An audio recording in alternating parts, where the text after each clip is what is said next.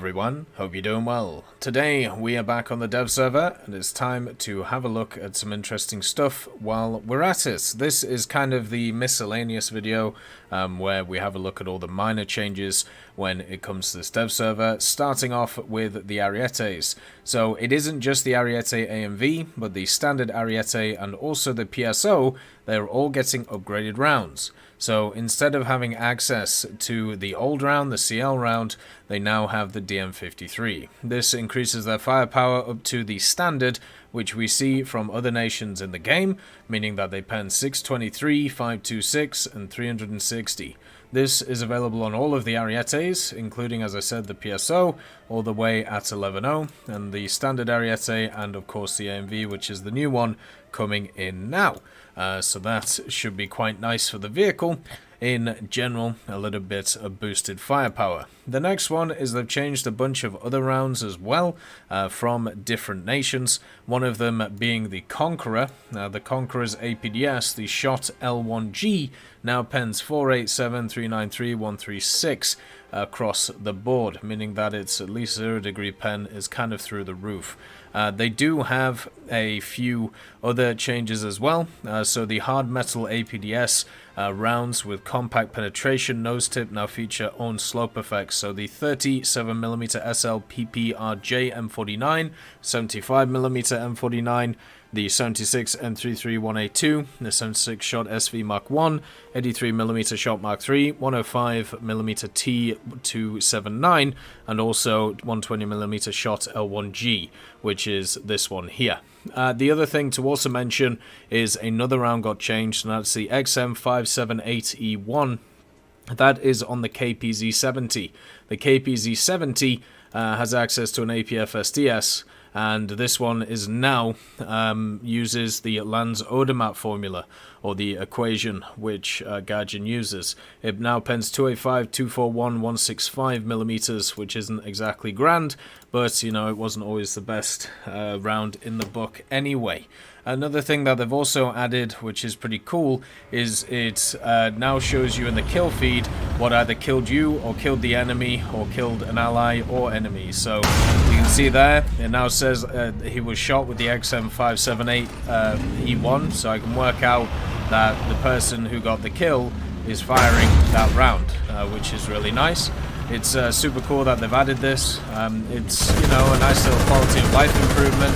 And you can see here that it even has like machine guns. It has pretty much everything that it tells you what, you know, has killed the last guy. So that's really awesome. Nice to see that, and always lovely to see those little changes here and there for the game in general. So really lovely. The next thing that's on the menu is incendiary bombs. They've added incendiary bombs to a ton of different vehicles, which we'll go through in a separate video, just kind of showing you all of the bombs. And also at the same time, they've added a ton of custom loadouts to a bunch of vehicles as well. Basically a lot of the earlier jets and of course helicopters, meaning that now, for example, if you want to bring some dodgy loadouts with some of the Swedish planes, you're able to. So you can bring along a 30mm. You can also bring along some rockets with it as well, with the good old SK60B. So you can bring the rockets, or you can bring 180 GM, and then one of the other thing. Unfortunately, that's crashed my game. Sad. Another thing that's nice is for naval, they have removed the sequential research needed for specific modifications. So now, in order to get, let's say, the primary armament targeting, you don't have to research the anti-air armament targeting and auxiliary armament targeting first. So they have separated them out. There's no longer an arrow between them, which is really nice. Another thing is the X-rays are now colored. And as you can see, they're quite striking colors, especially if you're looking at specific vehicles. For me, it just looks odd. Maybe I just need my eyes to get adjusted to it.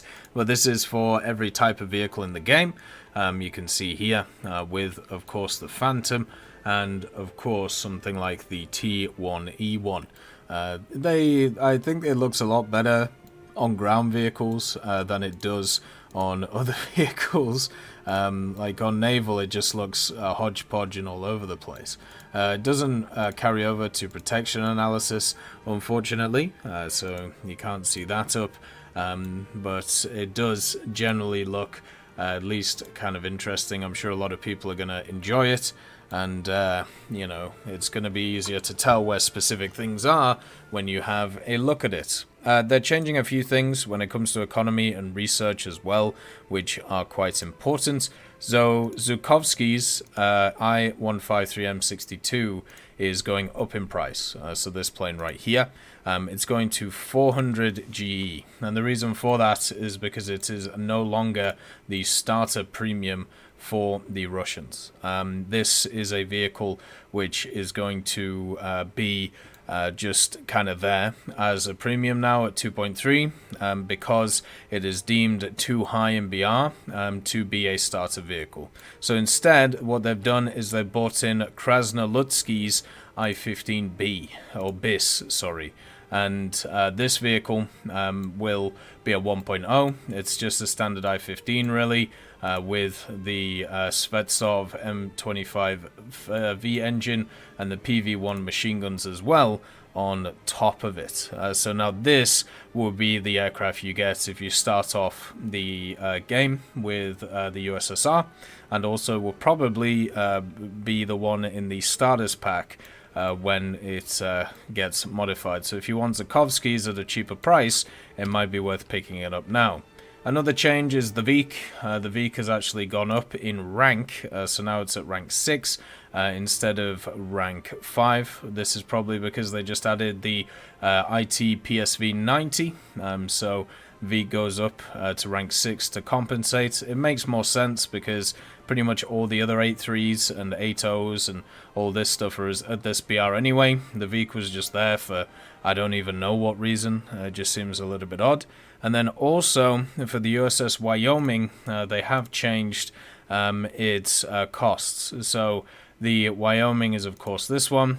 So instead of it being 320,000 RP to get, it is now 220,000 RP, and the SL is now 610,000 instead of 790,000 for the vehicle, which is not too bad. And one of the last things as well that they've added, but only in a limited capacity, is ejection seats. Now this will be coming to a lot more vehicles as we go along. Right now it's just 4 very specific ones, so I can kind of show you what they look like in this one. So what they've decided to do, you can see it there, what they've decided to do with the vehicles is they've tried to simulate how long it would take to pull the actual lever itself. So the actual ejection is only 1 second instead of 3.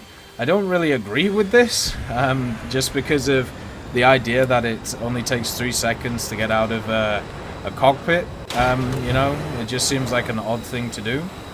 But you can see there, they look a lot more realistic. They look a lot more interesting when it comes to the actual parachutes themselves. The models look a lot better, and generally everything's a lot nicer. You can't commit war crimes though, so just before you even try. But yeah, that's the ejection seats, which is pretty cool. And there's a bunch of other little things here and there, but we'll leave them for other videos. Obviously there's a bunch of hidden vehicles as well, including a new Lancaster and also a Italian vehicle in the form of a P-47. As always, I hope you have a wonderful day, and I'll see you next time. I'd just like to thank Millie Draper, Juan the Panda, Nick R. Kupila, Carrion Crow, Gus Irenicus, Pyman, Merciless Reaper, Orange Tail, Teddy, Daniel Stanton, Moxie B. Young, Peter Grayling, Jerry Provolt, Bareen, Alan Hacker, Sem Arslan, Uncle Bean, Derek R. and Lafouche for supporting the channel.